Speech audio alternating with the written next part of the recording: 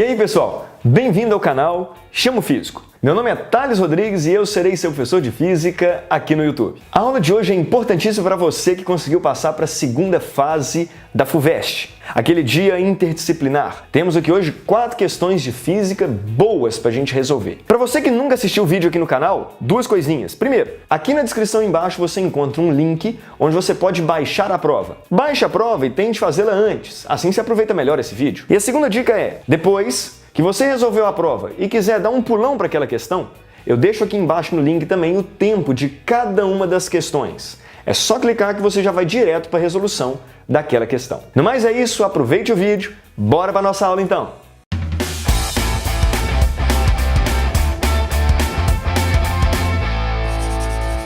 Chamo Físico!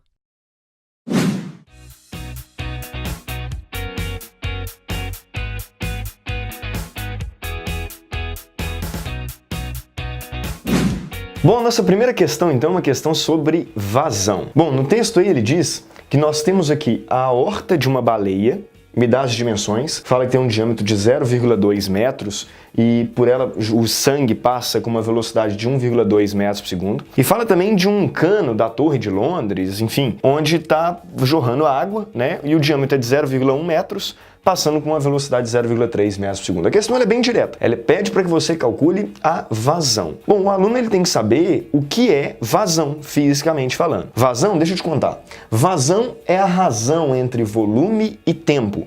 Chamei vazão aqui de Z, ok? Bom, como assim razão entre volume e tempo? A vazão ela vai me mostrar quantos metros cúbicos de água, por exemplo, passa por segundo por uma seção reta daquele tubo. Então essa é a ideia, é a quantidade de volume que passa por tempo numa determinada região, ok?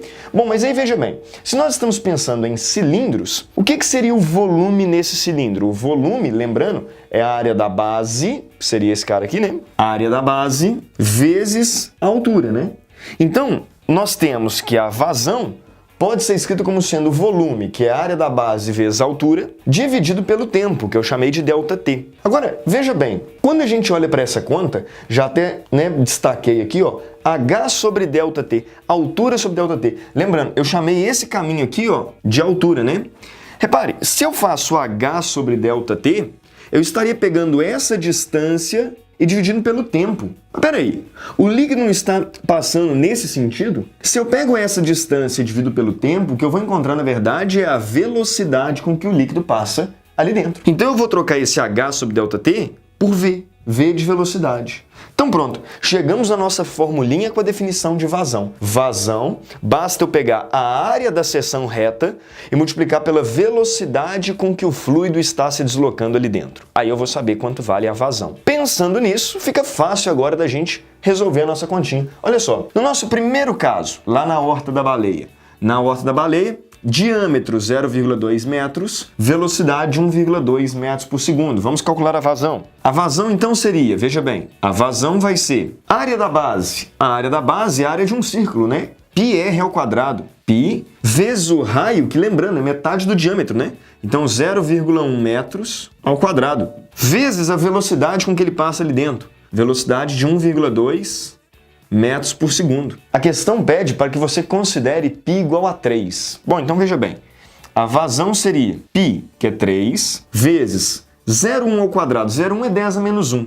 Ao quadrado, 10 a menos 2. Ou 0,01, né? Vezes 1,2. Fazendo a continha, chegamos então que a vazão é igual a 3 vezes 1,2, 3,6 vezes 10 a menos 2 metros cúbicos por segundo. Thales, por que metros cúbicos? E lembrando, hein, para você que vai fazer prova aberta, jamais esqueça da unidade. A unidade é importantíssima e se você esquecer dela, você vai perder ponto na questão. Por que metros cúbicos por segundo? Olha, lembrando, nós multiplicamos a área, que era metro quadrado, né, pela velocidade, que é metros por segundo. Metro ao quadrado com metro vai ficar metro ao cúbico por segundo. Até porque não é volume por tempo, então tem que ser metro cúbico por segundo, tá? Então essa seria então a vazão do nosso do sangue que jorra na horta da baleia. Então pronto, essa é a sua resolução que você vai fazer lá na prova aberta. Simples, direto. Lembrando, O corretor, ele não quer que você fique explicando a vida, tá? Seja bem direto, afinal de contas ele tem 1 milhão de provas para corrigir. Mas, de certa forma, você fazendo isso daqui, você vai rapidamente lá para a questão, atendendo tudo que a questão pedia. Veja bem, no segundo caso, nós vamos trabalhar o cano da Torre de Londres. Olha só, a dimensão agora é outra, né? Mas é o mesmo cálculo. Você tem um diâmetro de 0,1 metros, velocidade de 0,3 metros por segundo. Quanto vale a vazão? Vem cá. A vazão seria π vezes o raio ao quadrado, né? Essa seria a área. Como aqui é 0,1 metros, então o raio é 0,05, né? Metade ao quadrado. Vezes a velocidade, que é de 0,3 metros por segundo. Vamos fazer a continha então. Ficamos assim, ó. Vazão é igual, π é 3, vezes, se fosse 5, 5 ao quadrado é 25, ok? Porém, lembrando, não é 5, é 5 vezes 10 a menos 2. Ao quadrado, ficaria então 10 a menos 4. Então pronto. Vezes 0,3, olha como eu vou escrever o 0,3. 3 vezes 10 a menos 1. Bom, fazendo a conta, ficamos 3 vezes 3, 9. 9 vezes 25, 225. Vezes 10 a menos 4 com 10 a menos 1, 10 a menos 5. Dá até para melhorar isso daqui, ó, escrevendo em notação científica bonitinho. 2,25 vezes 10 a menos 3 metros cúbicos por segundo. Lembrando, 2,25 eu voltei 2 casas, né? Então aqui sobe 2 ali, ficamos 10 a menos 3. Ok? Bom, então tá aqui a vazão na baleia, tá aqui a vazão lá no cano da Torre de Londres.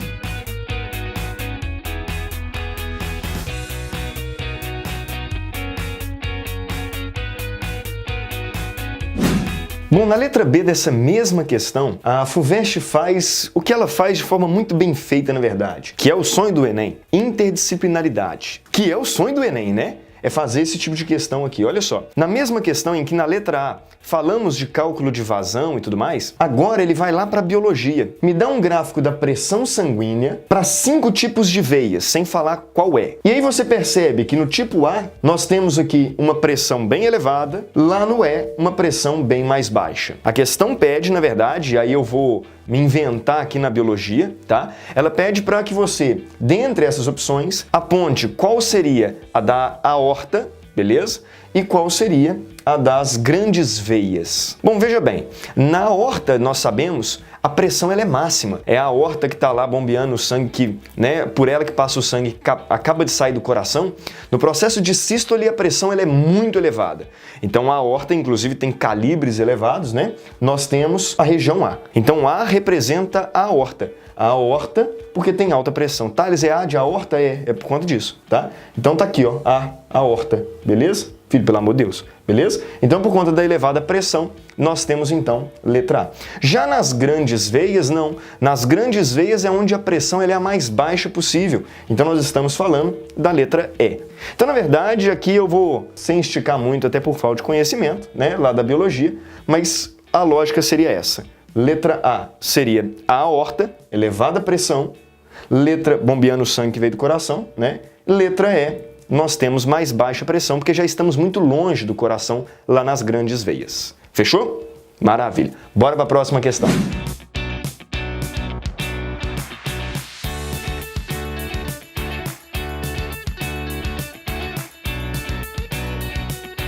Na próxima questão, ele fala então de um balão que sobe verticalmente num movimento acelerado, submetido a 2 forças, que é o peso dele e o empuxo. Aquela força que aparece quando ele está deslocando fluidos, né? No caso, o próprio ar em volta dele. Bom, na letra A, a questão pede qual é o volume desse balão. Veja bem, nós temos aqui então atuando no balão, tá aqui o balão representado, força-peso, vertical apontando para o centro da Terra, e o empuxo, que é vertical apontando para cima. Tá aí. A pergunta é, se o balão sobe num movimento acelerado, tem que ter uma força resultante para cima. Porque lembrando, força resultante caminha lado a lado com a aceleração. Se temos aceleração para cima, tem que ter força resultante para cima. Aí veja bem, se tem uma força resultante para cima, quem deve ganhar? O peso ou o empuxo? O empuxo, é claro.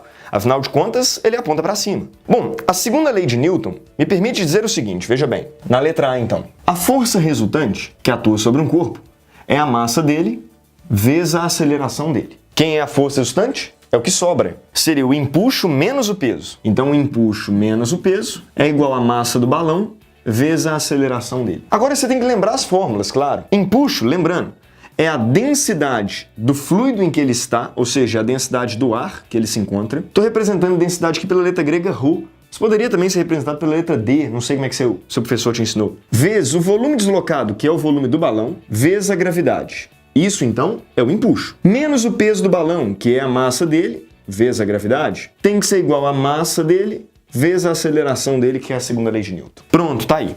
Agora é substituir os valores e fazer as contas. Densidade do ar, a questão me deu, vale 1,2 kg por metro cúbico. Já está inclusive no sistema internacional. Volume do balão é o que eu quero. Gravidade, ele pediu para considerar igual a 10. Menos massa do balão, 90 kg, dado na questão também. Gravidade, 10 metros por segundo ao quadrado, é igual a massa do balão, que é 90, vezes a aceleração com que ele sobe, que é 2. Vamos fazer a continha? Ficamos assim, ó, 12 vezes 10. 12V é igual. Aqui vai dar 180, passa para lá, mais 900. Então, 1080. V, portanto, é igual a 1080 dividido por 12, 90 metros cúbicos. 90 metros cúbicos seria, então, o volume do nosso balão. Lembrando, por que metros cúbicos? Porque é sistema internacional, né? Eu trabalhei todas as unidades no sistema internacional, então 90 metros cúbicos é a unidade, então, que aparece o nosso volume. Essa, então, é a resposta da letra A. Vamos para a letra B.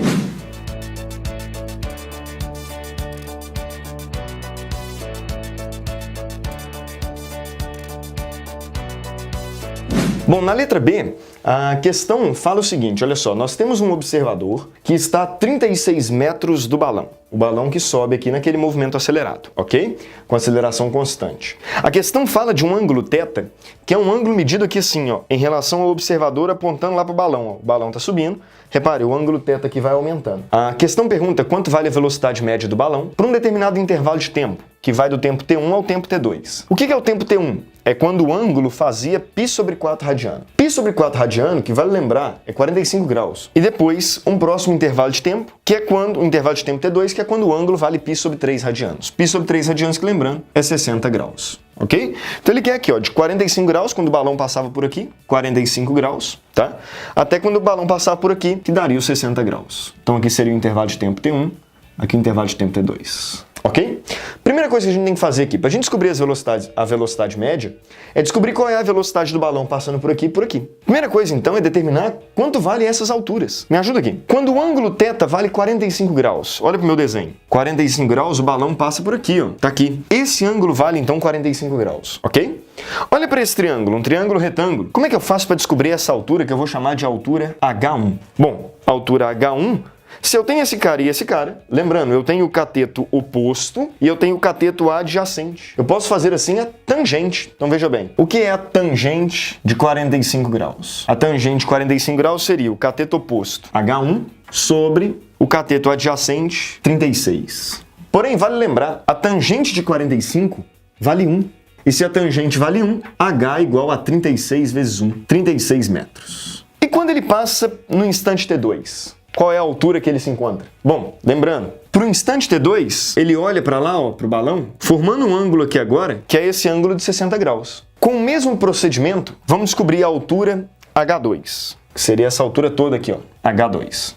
Veja bem, tangente de 60 é o cateto oposto, que é tudo, H2, sobre o adjacente, que é 36 metros. Isso não mudou. Beleza. Tangente de 60, quanto vale a tangente de 60? Raiz de 3. Então lembrando, ó, tangente de 60, raiz de 3. Ficamos então que H2 é igual, passa para cá, 36 raiz de 3 metros.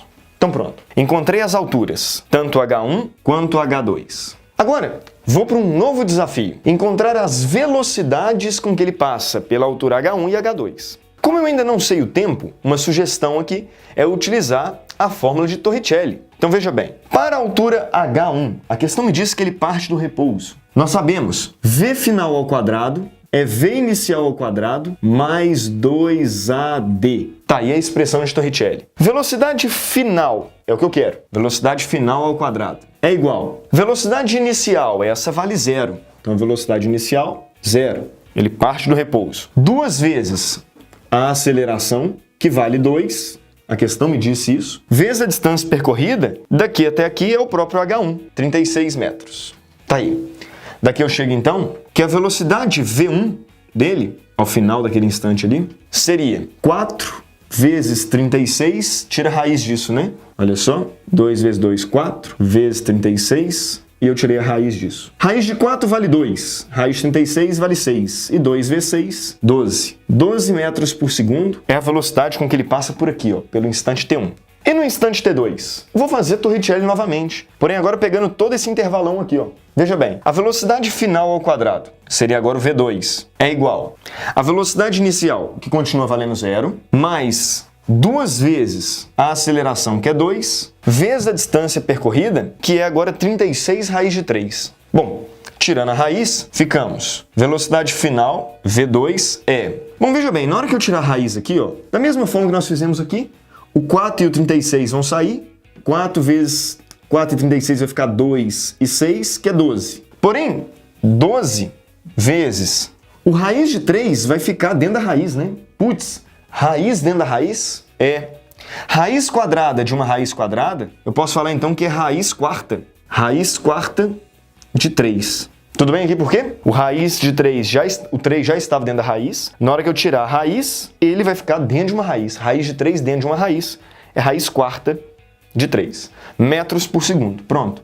Encontrei as velocidades aqui e aqui. Agora vem um detalhe que é um detalhe muito importante. No movimento retilíneo uniformemente variado, e apenas nele, vale lembrar, a velocidade média pode ser calculada como sendo a média das velocidades no instante inicial e final. Como assim? A velocidade média, para fechar a questão aqui, ó, a velocidade média pode ser calculada como sendo essa velocidade mais essa dividido por 2. Só isso. Então, no caso do MRUV, movimento retilíneo uniformemente variado, só para aceleração constante, eu posso fazer a velocidade média num trecho como sendo a média aritmética das velocidades. Vamos fazer aqui então? Ficamos velocidade 12 mais 12 raiz quarta de 3 dividido por 2. Fiz uma média, somei e dividi por 2. Dá para melhorar isso daqui, né? Olha só. Ficamos aqui, ó, coloco 12 em evidência. 12 em evidência dividido por 2 vai ficar, vamos fazer aqui ó, bonitinho, ó.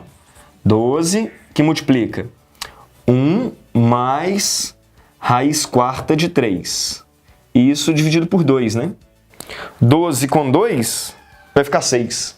Então podemos melhorar isso daqui, ó, e chegamos na nossa resposta. Velocidade média, então, seria 6, que multiplica 1 mais raiz quarta de 3 metros por segundo. Essa é a resposta, então, da nossa letra B. Bora para a próxima questão.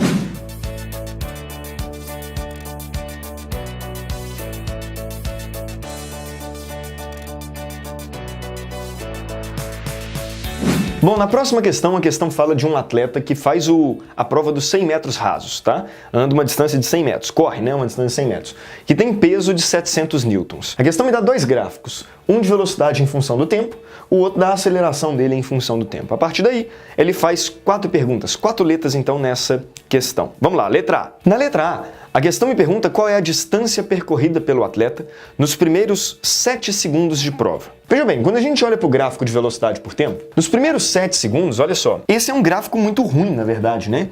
Por quê? Porque ele não é um movimento uniforme, a velocidade não está constante, claramente, né? Ele parte do repouso, claro, ele estava parado lá na largada, né? E a velocidade dele começa a aumentar. Porém, ela não vai aumentando com aceleração constante. Você sabe por quê? Porque esse gráfico ele não é uma reta, né? Se for uma reta, aí sim é movimento uniformemente variado. Aí seria um movimento com aceleração constante. A velocidade vai aumentando, porém, olha só, ela vai aumentando cada vez menos, cada vez menos, cada vez menos, e uma hora ela passa a ficar constante. A questão pergunta qual é a distância percorrida nos 7 primeiros segundos. Às vezes o aluno, de cara, ele fala assim, ó, Thales, calcular a distância no gráfico de velocidade por tempo é só fazer a área do gráfico. Ok, a área do gráfico me dá a distância. Porém, vem um detalhe. A área do gráfico. Olha só, você pode embananar nessa questão porque você pode pensar em calcular a área que ele me pergunta. A área da distância nos primeiros 7 segundos. Porém, essa área você não sabe calcular. Ah, Thales, não é um pedaço de um círculo, não? Não, pelo amor de Deus, é claro que não. Você não sabe calcular essa área, que é o que ele pergunta na letra A, a distância percorrida nos 7 primeiros segundos. Mas nós não vamos resolver dessa maneira. Nós vamos, na verdade, procurar uma área que a gente saiba calcular. Olha só, olhando para a questão, de 7 a 10 segundos, o movimento dele é uniforme. Se o movimento dele é uniforme, essa área aqui, ó, representa a distância percorrida e que é um retângulo, né? A área é essa que você sabe calcular. Inclusive, você pode calcular como sendo D igual a VT. É isso, né? Velocidade vezes o tempo. Então, vamos calcular, na verdade, a distância percorrida. Vamos chamar aqui, ó. Deixa eu chamar essa distância aqui, ó, de D2 e essa distância aqui, ó, de D1. Veja bem, o que seria o D2? O D2 seria a distância percorrida de 7 a 10 segundos. De 7 a 10 segundos, D igual a VT. A velocidade é constante, vale 11 metros por segundo. O tempo, de 10 a 7, 3 segundos. Então ele andou 33 metros. Ora, se a prova é de 100 metros rasos, e nesse intervalo ele andou 33, quanto é que ele andou aqui? O resto, né? Para dar o 100. Então, eu posso falar que a distância D1 mais a distância D2 tem que dar 100 metros. Como o D2 vale 33, D1 é igual a 100 menos 33. 100 menos 33, 67 metros é a resposta da nossa letra A. Questão que você não pode demorar muito tempo não, tá? Questão que você resolver rapidamente na hora da prova. Bora para a letra B.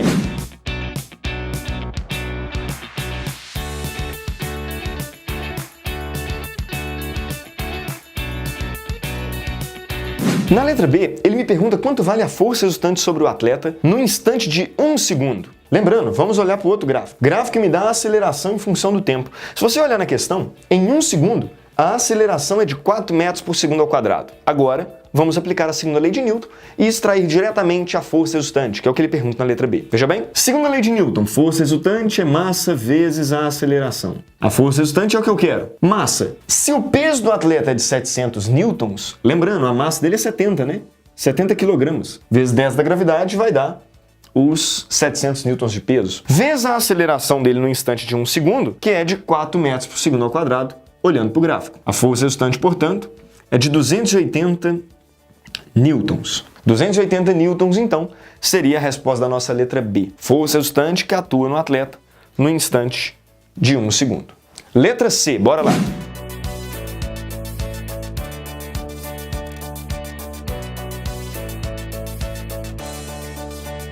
Na letra C, a questão pergunta qual é a energia cinética do atleta no instante de 10 segundos. Mais uma questão para você aplicar a fórmula e resolver rapidamente. Veja bem, energia cinética, vale lembrar, é mv2 sobre 2. A massa do atleta nós já sabemos, 70 kg. Vezes, no instante de 10 segundos, a velocidade dele é de 11 metros por segundo, 11 ao quadrado, dividido por 2. Fazendo a continha, a energia cinética então é de 4.235 joules. Tá aí. Essa seria então a resposta da letra C.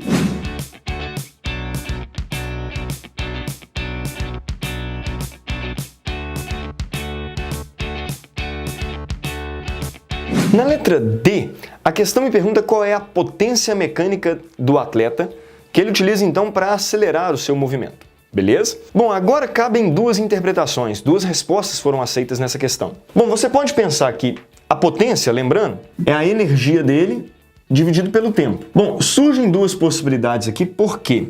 Porque olha só, a energia que ele adquire, nós acabamos de calcular na letra C, 4.235 joules. Aonde temos duas interpretações aqui agora?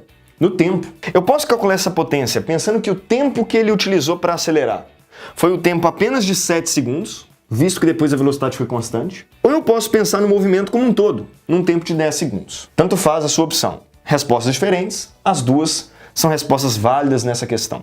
Bom, vamos colocar as continhas aqui então, para 7 segundos e para 10 segundos. Se você pensar apenas no momento em que ele acelerava, 605 watts, que são joules por segundo, é a sua resposta.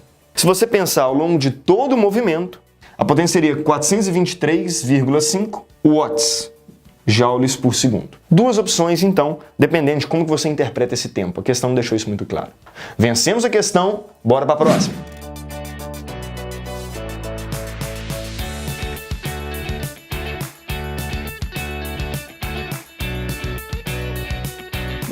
Bom, então vamos para a nossa última questão, então, dessa parte de provas de conhecimentos gerais, né? Interdisciplinares. Veja bem, bom, nessa questão, a questão ela te dá um texto aí que fala que você tem moléculas de insulina e essas moléculas têm uma carga elétrica que é representada por um elétron. A carga elétrica do elétron, lembrando, você tem que saber, a carga elementar vale 1,6 vezes 10 a menos 19 coulombs. É uma carga negativa, porque é um elétron. A questão fala, num primeiro momento, que essa molequinha da insulina ela vai ser acelerada por uma diferença de potencial de menos 20 kV. Na letra A, a questão pergunta qual é a energia cinética que ela adquire. Veja bem, conservação da energia mecânica. Se ela é acelerada, de onde está vindo essa energia cinética? Justamente da energia potencial elétrica. Então eu posso falar que a energia cinética que ela adquire é justamente o que ela tinha antes de energia potencial elétrica. Tem que saber a fórmula. Como é que a gente calcula a energia potencial elétrica? Basta pegar a carga e multiplicar pela diferença de potencial, né? A mudança de energia potencial é a diferença de potencial, é Q vezes a diferença de potencial. Veja bem? Bom, a energia cinética que ela adquire então seria carga da insulina, é a carga de um elétron, menos 1,6 vezes 10 a menos 19 coulombs. Diferença de potencial, que ela é acelerada, 20 kV. Lembrando, quilo é 10 a 3, na verdade menos 20 kV. Então menos 20 vezes 10 a 3 volts. Tá aí. Fazendo o cálculo, ficamos então com uma energia cinética de 3,2 vezes 10 a menos 15 joules. Então pronto, a energia potencial elétrica se transforma em cinética, convertendo então numa cinética de 3,2 vezes 10 a menos 15 joules. Essa seria então a letra A do nosso problema.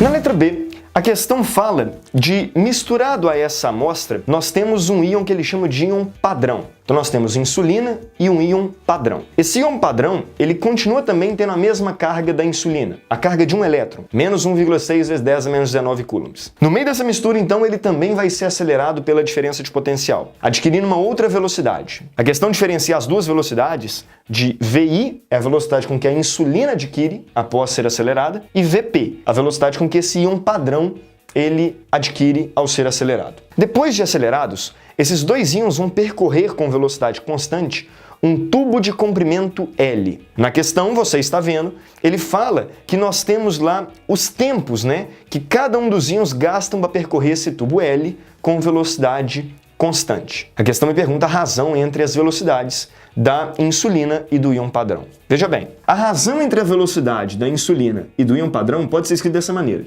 VI sobre VP. Porém, como esses dois caras, né, tanto a insulina quanto o íon padrão, estão percorrendo com velocidade constante, nós sabemos que a velocidade é distância por tempo. Então, olha só, no lugar da velocidade da insulina, eu vou colocar a distância que ela percorre, que é o comprimento L do tubo, dividido pelo tempo que ela gasta, que é o tempo da insulina. Dividido velocidade do íon padrão. Velocidade é distância por tempo. A distância que ele anda é o mesmo comprimento, o mesmo L, é o mesmo tubo, só que num outro tempo que eu chamei de TP. Podemos conservar o primeiro e multiplicar pelo inverso segundo, ficaríamos L sobre TI é igual a TP sobre L. Inclusive eu posso cortar o tamanho do tubo, não me interessa. Cortei o L aqui então no problema. Veja bem, a razão entre a velocidade então pode ser escrita como sendo a razão entre os tempos TP e TI. Thales, de onde que eu encontro esse tempo? Na questão ele me dá um gráfico. Um gráfico em que ele marca justamente o tempo em que o íon padrão IP e a insulina I gastam para percorrer esse tubo L. Então veja bem, olhando para o gráfico da questão, o tempo que o íon padrão gasta é de 35 microsegundos, já a insulina um tempo de 50 microsegundos. A razão entre eles, portanto, vai dar 0,7. 0,7 é a razão entre as velocidades desses dois íons. Vamos para a letra C.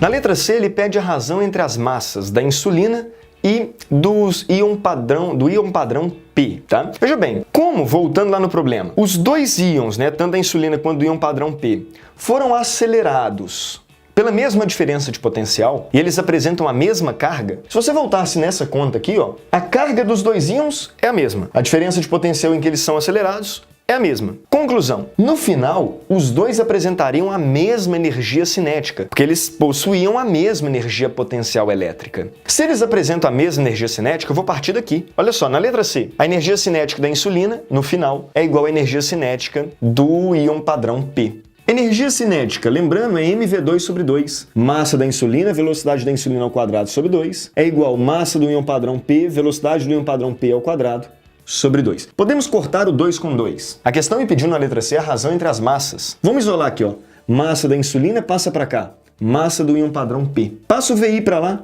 Ficaria VP ao quadrado sobre VI ao quadrado. VP sobre VI ao quadrado, portanto, é a nossa opção.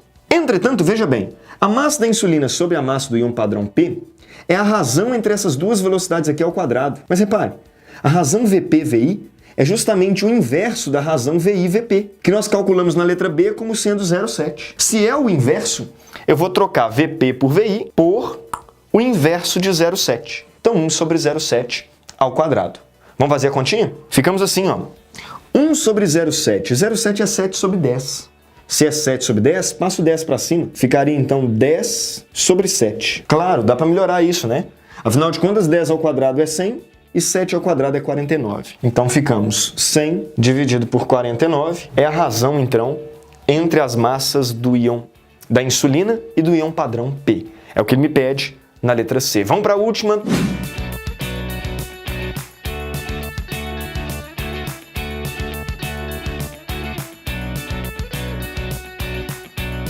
Bom, na letra D, a questão me pede a massa de insulina, sabendo que a massa do íon padrão é de 2.846 unidades de massa atômica, U. Bom, para a gente descobrir agora a massa da insulina, basta voltar aqui, né? Olha só, a massa da insulina é igual, passa multiplicando lá, 100 sobre 49 vezes a massa do íon padrão P, que vale 2.846 unidades de massa atômica. Fazendo a conta, você vai chegar num valor aproximado. A massa aqui é aproximadamente 5.808 unidades de massa atômica. Essa seria, então, a massa da nossa insulina. Então é isso, pessoal. Encerramos, então, o nosso vídeo com a resolução da segunda fase da FUVEST, aquele segundo dia, né, de provas gerais. Bom, espero que tenha gostado e aproveitado então para relembrar algumas coisas. Desejo a todos vocês uma excelente prova. Até mais!